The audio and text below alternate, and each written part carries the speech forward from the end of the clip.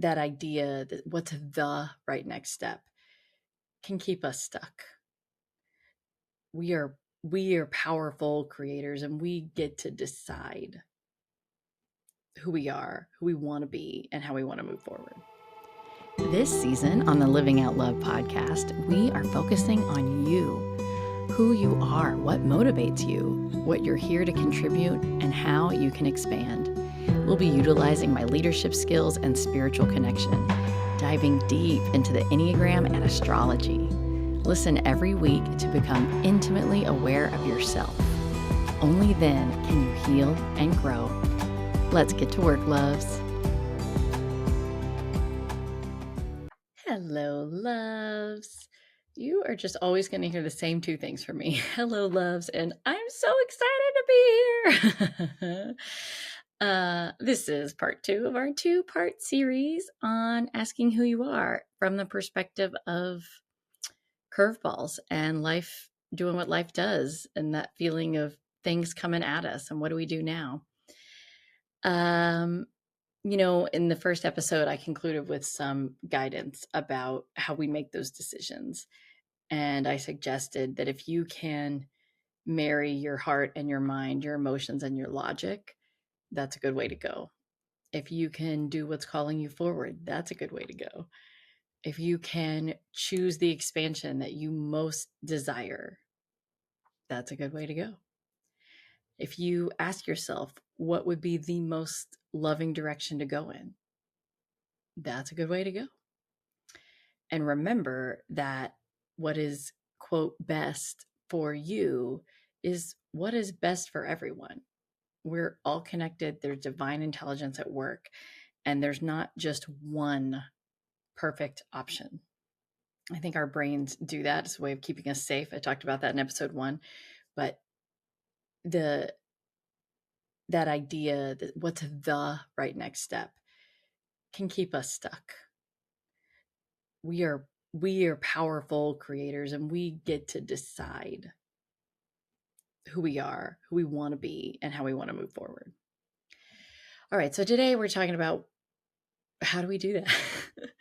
Because often we make choices that feel right, they feel in alignment, but they're still not comfortable. We make choices that feel like they're the only way forward, or they are our best shot, but we still have to, reckon with things. We have to reckon with it, even if it's in alignment, even if we're happy with our reasons, even though it's obvious it's the next step. There is a reckoning. It's like, okay, my next step is grad school. I got to figure out how I'm going to pay for it. I got to figure out how I'm going to feel. Like maybe no one in my family even got an undergrad degree, and now I'm going to go to grad school. And what's that going to mean? There's reckonings when it comes to our identity when we make big decisions. So for me, this reckoning has been about offering some new products and services. I'm not changing my business. I am expanding my business, but it still has been a reckoning. And it's not what I thought I would be doing, but neither was mediumship. And much of my life is not the way I thought it would be. It's very different. And yet that's been part of the reckoning. So I've asked myself the question, like, who am I? And what is this business? What's the business identity? And what is the business here for? What am I really here for? And the truth is, this is the honest truth that most people don't want to say out loud. I sometimes ask myself those questions to avoid having to take action. It doesn't feel like that in the moment, right? It feels like I'm just doing my due diligence, trying to get clear on my motivation and trying to, really search things out. But really the truth is sometimes I'll stay in that soul searching mode so that I don't actually have to move forward into the great unknown where it's scary. So last episode, I asked, who are you? Who are you now? And this episode, I'm kind of asking, who do you want to be? What does that look like for you? I want to be a person that gave it my all. I don't want to have to look back and say that I didn't try. I don't want to wish I had tried something. I'm comfortable with failure. I'm learning to be comfortable with success, but I'm comfortable with failure. But for both of those things, you have to try. I would rather fail doing than fail by letting the pitch go by just not swinging at the curveball. So I want to try, and I want to the best of my ability to live my purpose. And it's been very clear to me that my purpose is to help people heal. When I very first started this business, it was healing, clarity, and inspiration. Those were my guiding, visions. And you could also kind of look at those as like past, present, future, but it's healing, clarity, and inspiration. All of those things lead to more love.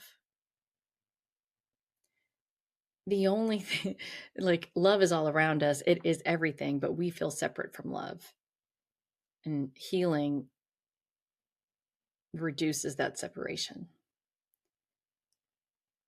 Clarity and inspiration help us move forward into greater connection. So healing, clarity, inspiration, that always leads to love. That's what I'm here to do. Well, that's part of it. I'm a mom. I have other things, but that in terms of the way that I help people, that's what I'm here to do, and I'm here to do it my way. With me, I have the leadership skills and the organizational development skills and the emotional intelligence stuff. So I want to teach all that stuff. I want to talk about those things. And I also want to use my intuitive gifts. And I want to help people connect with their loved ones if that's what they need. I want to use whatever I have at my disposal to help people heal, gain clarity and inspiration to increase love, whether that's their experience of love, their expression of love, their awareness of love. That's what I'm here for. We learn new skills so that we can be better humans, more loving humans. We heal ourselves emotionally, mentally, physically, so that we can have more access to love, so that we don't feel a separation from spirit. And however you define that. You might define that from your highest self, from your moral compass. You might define that as God. However you define that, we want to be our best selves. Why do we want to be our best selves? Because that is the closest we have to enlightenment, to nirvana. That's the closest thing that humans will likely get. It's becoming your best self. And your best self does not carry wounds. That would be a distraction and a waste of energy. So we need to heal. So everything I do, it's coming back to that. It's coming back to that healing so that you can get to love, learning a skill so that you can practice love with more mindfulness, with more awareness, with more precision, learning so that you can have a different understanding and awareness of love and where you might have access to it that you hadn't seen before, that you hadn't taken advantage of before. So this is who I am. I want to try things. I don't want to wish I had done something. I would way rather try and fail and decide, okay, I'm not going to do that again, than not have tried at all. When the curveball comes, I want to swing at it. So when it comes time for you to make decisions, you want to consider who you are as well as who you want to be, and then move forward. Don't overthink it. Swing at the ball and try to get to first base. I'm not the only one. I'm not the only one that, we call it analysis paralysis. I sometimes call it like, it's my soul searching delay. It's my soul searching sabotage, actually. Because that sort of internal reflection, although uncomfortable, it feels safer to me than trying new things. So here's the personal update. I've decided to expand my offers in my .love world. I will still be offering readings, doing workshops, all that jazz, but I'm now offering more direct physical healing services. So for those of you that are new to me, or if you just haven't memorized my whole history, years ago, I did a Reiki training with Marissa Morris from Hay House. And well, I did several, I did lots of Reiki training. And it was in that training that my gifts as a psychic and as a medium really began to get fine tuned. And so I had such a gift for those things that I didn't really think I was a talented healer. And so I focused on the things that were easier for me. For better or worse, it's been good. It's been fine. But I have felt led, I have been guided that it's time for me to start offering Reiki services for people that need them. I'm offering them at a much lower price point than my readings because I have much less experience. Be that as it may, like I have no attachment to you getting Reiki services from me. If you want to go with someone that has more experience, please do. But I have felt guided that it's time for me to step back into that role for those that need it. Just like the mediumship. Like if that's what you need, then that's what I want to have. I want to give you everything that's in my tool belt. And when I can't do it, I want to find a referral for you. I'm here to help people here. I'm here to do it my way, but that will not always mean that I am the provider of the healing. And if you ever find somebody that thinks that they are the healer of all things, please run. Run fast. So I'll be offering Reiki healings, and those are live on the website. I'm also offering a new product that is for physical healing. And this is going to tie back to the who are you question. I found a wellness product that is essentially energy medicine. It utilizes phototherapy, which is, light therapy. And the light technology elevates the flow of your body's own energy. So it's a lot like energy healing, except for it uses a device to help you with that. And it's different than, taking a supplement or putting on a topical treatment. It's just like if you go outside and you get vitamin D, because the light does something to us. This product is reflecting our own light to help us heal and regenerate. Which it sounds, I don't know, too good to be true. I mean, when I first learned about it, I kind of did the yeah, whatever. But also, Pluto went into Aquarius. It's out now, but it's about to be in Aquarius for a long time. And this is just the beginning of the medical and, well, just technology, but this is the beginning of the technological advancements that we're going to be seeing in the next 20 to 30 years. We're going to see some, advancements, some innovation, medical and travel, and certainly in AI. So because I had that understanding about the astrology, I was like, all right, I'm going to give this a shot because this is what's supposed to be happening. We're supposed to be seeing new medical advancements. So I tried them and they work. They work.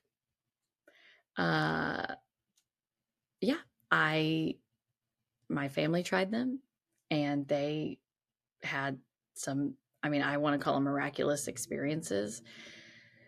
Everyone that I've given them to has wished they found them sooner. So I never thought I would be selling something that wasn't of my creation and wasn't my services. But I wrestled with it because it's helping people heal. And that's what I'm here for. So I've been wrestling with it. And I've tried to really hone in on that question of what is authentically me? And that's been a question I've had for a while. And I think behind that, there's sort of this, am I allowed question? Am I allowed to combine, astrology and Enneagram on my podcast? Am I allowed to talk about leadership inside of a, healing wounds masterclass? Am I allowed to talk about politics in the spiritual audience realm? There's that question for me. And so I've really done some soul searching around this whole 2-episode series. Who are you? What do you swing or do you not swing? Has been based on my journey with this wellness product. And I ultimately decided I'm here to help people heal. That is what I'm here to do. And prior to finding, the energy medicine, I was being guided to get back into, I got back into hypnosis a while back, but getting back into the energy medicine and really focusing on that, working on that. So I feel like spirit just kind of teed me up for this. So is it authentic for me? I believe it is. Everyone that I've given them to continues to buy them because they work. And I wrestled with it because I didn't imagine that I would be selling something that was not of my creation, that was in a large part outside of my control. But it is authentic because my family has had miracles. My husband and I have had really positive experiences. It's a good product. I wouldn't be here if it wasn't. I wouldn't have considered it if it wasn't. And so I decided it was authentic to me. And for a while I wrestled with, okay, I'm going to sell these products and I'm going to have my .love business, and they're going to be two totally different things, which would be fine. But there are people that have come to me in pain, physical chronic pain. And if I can help them, wouldn't it be unloving of me not to offer? You know what I mean? So I'm just making things available. Earlier, I mentioned that we can question things and question ourselves as a way of delaying, as a way of not having to move forward, because change is scary and it inherently feels dangerous. And that's very much what this feels like for me. Oh no, what will people think? And then, I get past that. But sometimes it seems as though, we work really hard to cultivate a certain image, a certain reputation, a certain understanding of what people can expect from us. And it can feel disingenuine when you expand that vision. So I was wrestling with, how do I offer things I haven't offered before? Is that genuinely me? And then I just realized I get to decide. I get to decide what's genuinely me. You get to decide what is genuinely you. You get to decide who you want to be. There's not a one single right way. There's lots of right ways. And you are your creator to some extent, and you get to decide. So, earlier I told you I don't want to be a person that looks back and wishes she had tried, and that I'm a healer. That's been part of my guiding vision since the beginning. And so this is what I'm doing. It's one more tool in my tool belt for your healing. It is one more way that we can close the gap, lessen the separation between us and the divine. Whether it's emotional healing, mental cognitive healing, energetic healing, or physical healing. Anytime we have a wound, it keeps us separate. Healing our wounds leads us back to love every time, whether we are cognizant of that or not. So, yeah, I'm scared and excited and a little bit at peace, but it's, time for me to come out of the healing closet and pick up Reiki where I left off and offer every tool in my tool belt. And you will choose the ones that you need, or you won't. That's the way it's supposed to go. So I'm thrilled that you're here, love. Really, genuinely, everybody that listens now and in the future, I'm honored. I mean, I try really hard to make sure it's worth your time, but I'm honored that you're here and that you're choosing to spend your time this way. So remember, you get to decide who you are, who you want to be. And I hope that you choose expansion and that you choose love and that you choose healing. And I honor that that will look different for all of us. And I honor that for some of us, these decisions will be easy and they'll be gut and instantaneous. And some of these will be laborious and grueling and painful. But life is going to throw pitches and you get to swing or not swing. That's your decision. I'm here for it, loves. I'm here for your healing. I'm here for your expansion. I'm here to support you and hold space in whatever it is you choose and wherever it is that your journey takes you next. Have a great week, loves. Bye. Oh, I totally forgot. If you want to learn more about the energetic medicine product, there's links in the show notes and on the website. You know where to find me. Okay, bye. Thank you for listening to the Living Out Love podcast. If this episode was helpful for you, there are 3 ways that you can share the love. You can send this episode to family, friend, neighbor, leave me a rating and review on your favorite podcast platform, or comment and ask questions on YouTube. This season is meant to be interactive. Thanks again for your presence. I appreciate you being here. Talk to you next week, loves.